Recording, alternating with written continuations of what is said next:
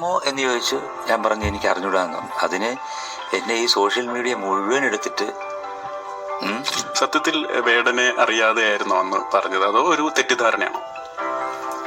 എന്റെ അടുത്ത് ചോദിച്ച ചോദ്യം എന്താണ്, വേടനെ അറിയാമോ? ഞാൻ പറഞ്ഞു. സുഹൃത്തുക്കളെ, MG ശ്രീകുമാർ അണ്ണൻ കുറച്ചു കാലങ്ങൾക്ക് മുമ്പ്, കുറച്ചു മാസങ്ങൾക്ക് മുമ്പ് എന്നൊക്കെ പറയാം, വേടൻ ഇങ്ങനെ കത്തിക്കാളിക്കൊണ്ടിരിക്കുന്ന സമയത്താണ് MG ശ്രീകുമാറിനോട് വേടനെ കുറിച്ച് ചോദിക്കുന്നത്. ആ സമയത്ത് വേടനെ പറ്റി അറിയാത്തവരാരും ഉണ്ടായിരുന്നില്ല, എല്ലാവർക്കും അറിയാമായിരുന്നു. നമ്മളിപ്പോ ആ ഒരു സമയം സോഷ്യൽ മീഡിയയിൽ ഉണ്ടോ ഇല്ലയോ എന്നല്ല, ഒരു പാട്ടുകാരൻ എന്ന നിലയ്ക്ക് തീർച്ചയായിട്ടും MG ശ്രീകുമാർ എന്ന് പറയുന്ന ഈ മനുഷ്യൻ വേടനെ കുറിച്ച് അന്ന് തീർച്ചയായിട്ടും അറിയുന്ന ഒരാളായിരിക്കും. അന്ന് മാധ്യമപ്രവർത്തകര് വേടനെ പറ്റിയിട്ട് ചോദിക്കുന്നു നമ്മുടെ ഈ മനുഷ്യനോട്. ഈ സമയത്ത് വേടൻ ഈ കഞ്ചാവ് കേസിലൊക്കെ ഇങ്ങനെ പെട്ടു നിൽക്കുന്ന സമയമാണ്. ആ സമയത്താണ് MG ശ്രീകുമാർ എന്ന് പറയുന്ന ഈ ഒരു മനുഷ്യനോട് വേടനെ കുറിച്ച് ചോദിക്കുമ്പോൾ അന്ന് അദ്ദേഹം പറഞ്ഞ മറുപടി ഇങ്ങനെയായിരുന്നു: വേടൻ അറിയില്ല, സംഗീതമാണ് ലഹരി, ലഹരി ഉപയോഗിച്ച് വേദിയിൽ കയറാറില്ല, കയറിയിട്ടില്ല, ഇനി കയറിയുമില്ല എന്ന രീതിയിലാണ് MG ശ്രീകുമാർ പറഞ്ഞത്. ആ മറുപടിയിൽ ഒരു പ്രശ്നമുള്ളത് എന്താണെന്ന് വെച്ച് കഴിഞ്ഞാല്, ഞാൻ ലഹരി ഉപയോഗിച്ച് പാട്ടുപാടാനൊന്നും കയറാറില്ല, പക്ഷെ ചില ആളുകളൊക്കെ ലഹരി ഉപയോഗിക്കുന്നുണ്ട്, അതിൽപ്പെട്ട ഒരാളാണ് വേടൻ എന്ന് പറയാതെ പറഞ്ഞു പോവുകയായിരുന്നു അന്ന് MG ശ്രീകുമാർ ചെയ്തത്. സ്വാഭാവികമായിട്ടും സോഷ്യൽ മീഡിയയിൽ അന്ന് MG ശ്രീകുമാറിനെ എടുത്തിട്ട് അലക്കി എന്നുള്ളതാണ്. ആ അലക്കി പൊളിച്ചു, ഒരു രക്ഷയില്ലാത്ത അലക്കിപ്പൊളിക്കലാണ് അന്ന് MG ശ്രീകുമാർ കിട്ടിയത്. അതിന് മറുപടിയായിട്ടൊക്കെ പിന്നീട് അദ്ദേഹം വീണ്ടും വന്നു, ഞാൻ പറഞ്ഞ വാക്കുകളൊക്കെ വളച്ചൊടിച്ചു, വേടൻ ജനപ്രീതിയുള്ള ഒരു ഗായകനാണ്, എന്റെ പരാമർശം വളച്ചൊടിച്ചതിൽ എനിക്ക് വിഷമമുണ്ട് എന്നൊക്കെ പറഞ്ഞിട്ട് ഒരു എക്സ്പ്ലനേഷനുമായിട്ട് MG ശ്രീകുമാർ വരികയുണ്ടായി. ഇപ്പൊ പുതിയ വാക്കുകൾ അങ്ങനെയല്ല, വേടൻ സ്വന്തം അനിയനെ പോലെ എന്നാണ് ഇപ്പോൾ അത് തിരുത്തി പറഞ്ഞിരിക്കുന്നത് നമ്മുടെ MG ശ്രീകുമാറാണ്. കാലത്തിന്റെ കുറെ നീതികളാണ് ഇതിന്റെയൊക്കെ പുറത്ത് നിന്ന് മാത്രം പറയല്ലാതെ വേറെ ഒന്നും എനിക്ക് പറയാനില്ല. കാലം അങ്ങനെയല്ല, ചില ആളുകളൊക്കെ കൊണ്ടൊക്കെ ചില വാക്കുകളൊക്കെ തിരുത്തി പറയിപ്പിക്കും. അങ്ങനെ തിരുത്തി പറഞ്ഞതായിരിക്കാം, തിരുത്തി പറയിപ്പിച്ചതായിരിക്കും ഈ വാക്കുകളൊക്കെ. ശരി, അതങ്ങനെ കിടക്കട്ടെ. എന്തായാലും അന്ന് അദ്ദേഹത്തോട് ചോദിച്ചത് വേടൻ അറിയുമോ എന്നുള്ളതാണ്. അപ്പൊ ഇദ്ദേഹം പറയുന്നത്, എനിക്ക് നേരിട്ട് അറിയാത്തതുകൊണ്ടാണ് ഞാൻ വേടൻ അറിയില്ല എന്ന് പറഞ്ഞത്. എന്നോടൊപ്പം ചോദിക്കുകയാണ്, ചേട്ടാ വേടൻ അറിയോ? ഓ, എനിക്ക് വേടൻ അറിയാലോ, ഞാൻ അദ്ദേഹത്തിന് പാട്ട് കേട്ടിട്ടുണ്ട് എന്ന് ഞാൻ തീർച്ചയായിട്ടും പറയും. അവന്റെ സ്റ്റേജ് ഷോസ് ഒക്കെ ഞാൻ കണ്ടിട്ടുണ്ട് എന്ന രീതിയിലാണ് ഞാൻ ഉത്തരം പറയുക. അല്ലാതെ ഒരാളുടെ വേടനെ അറിയാം എന്ന് ചോദിച്ചു കഴിഞ്ഞാൽ ഞാൻ അവന്റെ കുടുംബത്തിൽ പോയിട്ടുണ്ടെന്നോ, ഞാൻ അവനെ പേഴ്സണൽ അറിയാമെന്നോ, ഞങ്ങൾ ദിവസവും ഫോൺ വിളിച്ച് സംസാരിക്കാറുണ്ടോ അന്നല്ല അർത്ഥമാക്കുന്നത്. സ്വാഭാവികമായിട്ട് വേടൻ എന്ന് പറഞ്ഞ ആളെ കേട്ടിട്ടുണ്ടോ എന്ന് മാത്രമേ ഉള്ളൂ. ഈ MG ശ്രീകുമാറാണ് എന്നോട് പോയി ചോദിക്കുന്നത്, ചേട്ടാ നിങ്ങൾക്ക് മൈക്കിൾ ജാക്സൺ അറിയോ എന്ന് ചോദിച്ചു കഴിഞ്ഞാൽ എനിക്കറിയത്തില്ല. എന്തുകൊണ്ട് അറിയത്തില്ല? ഞാൻ അദ്ദേഹത്തെ കണ്ടിട്ടില്ല, അതുകൊണ്ട് എനിക്ക് അറിയത്തില്ല. അതല്ലല്ലോ ഉത്തരം, അറിയാമെന്നുള്ളല്ലേ. എന്തായാലും ഇപ്പോ അഭിപ്രായങ്ങളൊക്കെ മാറി വന്നിട്ടുണ്ട് നമ്മുടെ വേടനെ കുറിച്ചിട്ട്. MG ആണ്, ഒന്ന് കേട്ടു നോക്കൂ. അറിയാമോ എന്ന് ചോദിച്ചു. ഞാൻ പറഞ്ഞു എനിക്ക് അറിഞ്ഞൂടാന്ന്. അതിന് എന്നെ ഈ സോഷ്യൽ മീഡിയ മുഴുവൻ എടുത്തിട്ട് അലക്കി. സത്യത്തിൽ വേടനെ അറിയാതെ ആയിരുന്നോ അന്ന് പറഞ്ഞത്, അതോ ഒരു തെറ്റിദ്ധാരണയാണോ? എന്റെ അടുത്ത് ചോദിച്ച ചോദ്യം എന്താണ്, വേടനെ അറിയാമോ? ഞാൻ പറഞ്ഞു വേടനെ അറിഞ്ഞൂടാ, തെറ്റാണോ? എനിക്ക് അദ്ദേഹത്തിനെ അറിഞ്ഞൂടായിരുന്നു. ഇപ്പോഴും നേരിട്ട് പരിചയമില്ല, എനിക്ക് എന്റെ ഒരു സ്വന്തം അനിയനെ പോലെയാണ്. എനിക്ക് ഒരു വിരോധവും ഇല്ല. അല്ല, ആർക്കും വിരോധമില്ല. ഇപ്പൊ പറയുന്നത് നേരിട്ട് പരിചയമില്ല. നേരിട്ട് പരിചയം ഉണ്ടാവണമെന്നില്ല. കാൾമാർക്സിനെ അറിയാമോ എന്നൊക്കെ ചോദിച്ചു കഴിഞ്ഞാൽ ഞാൻ പറയും എനിക്കറിയാം.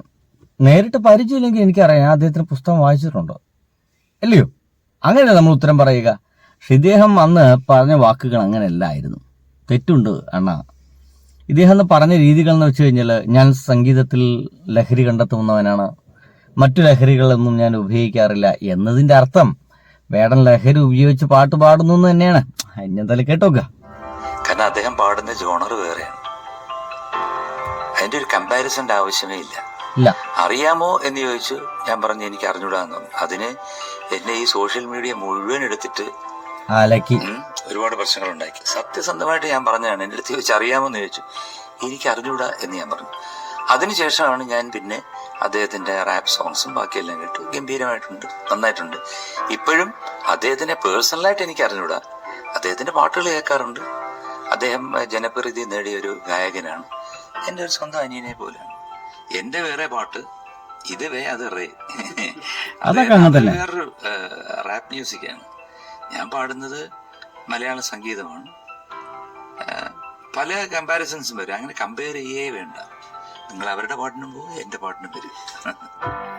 അപ്പോ ഇടയ്ക്കൊക്കെ ഇടയ്ക്ക് നല്ല ഉത്തരങ്ങളൊക്കെ അവന്മാരുടെ കയ്യിൽ നിന്ന് കിട്ടുന്നുണ്ട്. എങ്ങനെയാന്ന് വെച്ച് കഴിഞ്ഞാലേ ഇതൊരു പ്രേരിത ഉത്തരം എന്നൊക്കെ നമുക്ക് ഇതിന് പറയേണ്ടി വരും.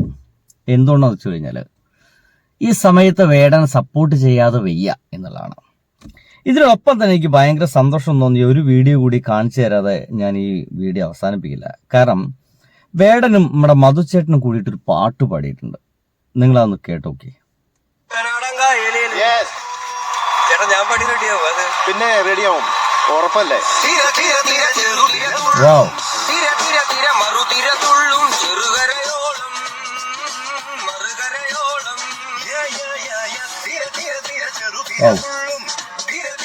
മറുതിരതുള്ളും ചെറുകരയോളം മറുകരയോളം. എന്താ സിംഗിങ് അല്ലേ?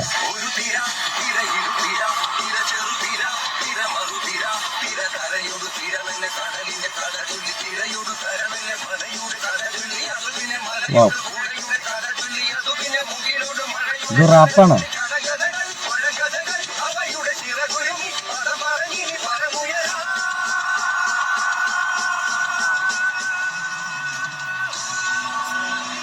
ഇതാണ് ഒരു റാപ്പറും ഒരു പ്രൊഫഷണൽ. കൃത്യമായിട്ട് അദ്ദേഹം അത് തിരിച്ചറിഞ്ഞ് പറയുന്നു. ഇതാണ് ഒരു റാപ്പറും ഒരു പ്രൊഫഷണൽ സിംഗറും തമ്മിലുള്ള വ്യത്യാസം.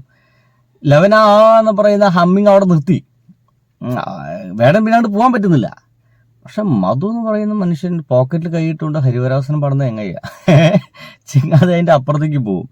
അപ്പോൾ അത് കൃത്യമായിട്ട് അംഗീകരിക്കുന്നു. സ്റ്റേജിൽ വെച്ചിട്ട് തന്റെ കുറവുകൾ എന്തൊക്കെയാണെന്നൊക്കെ കൃത്യമായിട്ട് പറയാനുള്ളൊരു മനസ്സുകൂടി വേടനുണ്ട് എന്നുള്ളതാണ്. അതല്ലാതെ അവിടെ അഭിനയിച്ച് നിൽക്കാനോ ഒന്നുമല്ല. ഇത് കണ്ടില്ലേ, എന്തൊരു ഗംഭീരമായിട്ടാണ് മധു എന്ന് പറയുന്ന ഈ ഗായകൻ പാടുന്നത്. എനിക്ക് അത്രയൊന്നും കഴിയില്ല, ഞാൻ റാപ്പർ മാത്രമാണ് എന്ന് വേടൻ പറയുന്നു. ഗായകനെ തമ്മിലുള്ള വ്യത്യാസം മനസ്സിലായി. ആര് പറഞ്ഞ വേടൻ പ്രൊഫഷണൽ അല്ലാന്ന്?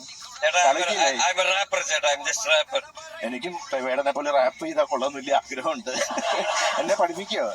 ഇതിൽ തന്നെ ഒരു വലിയ പോർഷൻ ഇപ്പോഴുള്ള പകുതി മുക്കാൽ റാപ്പേഴ്സിന് പാടാൻ റാപ്പുണ്ട്. പറ്റില്ല. ഇതൊക്കെ ഓൾഡ് സ്കൂളാണ്. നമ്മളെ ഔസേപ്പച്ചൻ സാറ് തന്നെ അതൊക്കെ മുന്നേ ചെയ്തു വെച്ചിട്ടുണ്ട്. തീർച്ചയായിട്ടും.